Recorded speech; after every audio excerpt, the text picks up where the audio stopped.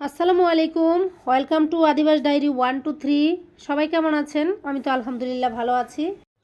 তো আজকে আমি চেউ মাছের দো পেঁয়াজা রান্না করেছি। কেউ চেউ মাছ আবার কেউ চেওয়া মাছ বলে, কে কী নামে চিনেন আমি জানি না। তো কীভাবে এই মাছটা দো পেঁয়াজা করলাম সেটাই শেয়ার করবো আপনাদের মাঝে। প্রথমে আমি চুলায় একটা ফ্রাই প্যান বসিয়ে দিয়ে এখানে দিয়ে দিলাম পর্যাপ্ত পরিমাণে তেল।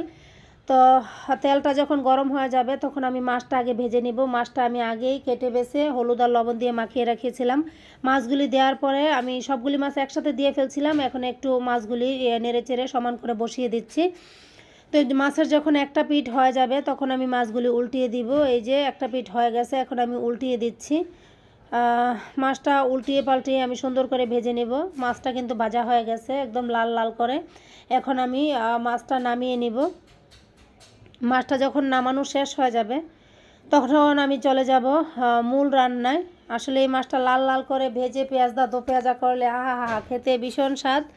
তো মূল রান্নার জন্য প্রথমে চুলায় একটা ফ্রাই প্যান আবারও বসিয়ে দিলাম। বসিয়ে দিয়ে এখন আমি এখানে পর্যাপ্ত পরিমাণে তেল দিলাম আর দিয়ে দিলাম পেঁয়াজ কুচি। তারপরে দিয়ে দিলাম একটা টমেটো আর কয়েকটা কাঁচামরিচ কেটে রেখেছিলাম, সেগুলি দিয়ে একটু নেড়ে চেড়ে নিচ্ছি। এখন আমি একটু এখানে লবণ অ্যাড করে দিব যেন পেঁয়াজটা খুব তাড়াতাড়ি নরম হয়ে যায়।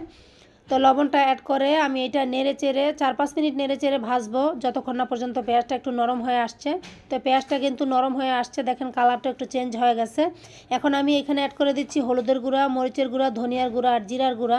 জিরার গুঁড়াটা আমি এখানে আগে দিলাম, পরে যেহেতু আমি ধনেপাতা অ্যাড করব এর জন্য আগে দিয়ে দিলাম।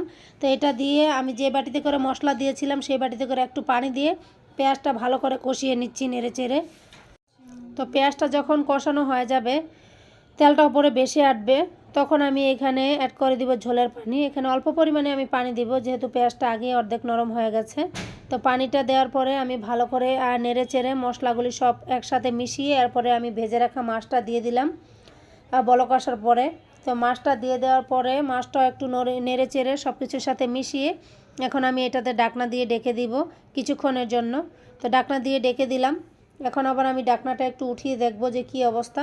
এখন ডাকনাটা একটু উঠিয়ে নিলাম, প্রায় হয়ে গেছে, আর 2-3 মিনিট জাল দিলে হয়ে যাবে। আমি আবার একটু নেড়ে চেড়ে এখন একদম ফাইনালি ডাকনাটা দিয়ে দিব একদম মাছটা হয়ে আসা পর্যন্ত।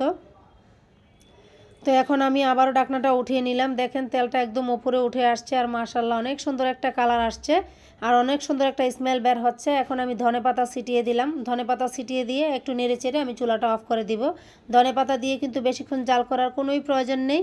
তো আপনারা যারা যারা এতক্ষণ আমার ভিডিওটা কন্টিনিউ করেছেন সকলকে অসংখ্য অসংখ্য ধন্যবাদ। সবাই ভালো থাকবেন, সুস্থ থাকবেন, আমাদের জন্য একটু বেশি বেশি দোয়া করবেন। আমিও ইনশাল্লাহ আপনাদের সবার জন্য দোয়া করব।